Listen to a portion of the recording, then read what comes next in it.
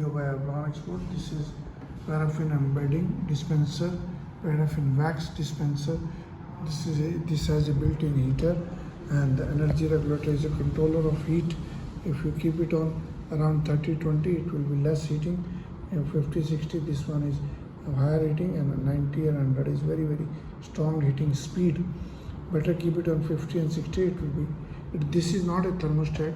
Please visit the website and see this manual. This one is a tap for out your wax to the block or slide making.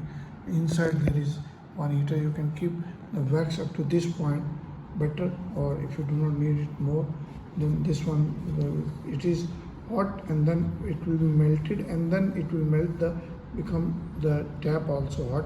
Then only the mat this outside wax will melt. So better do not touch it. It is very hot from here.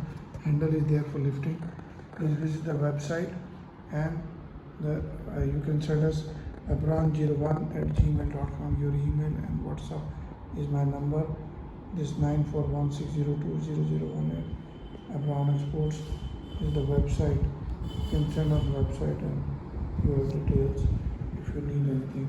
Please subscribe to our channel, like the channel, and share the video to others. Thank you.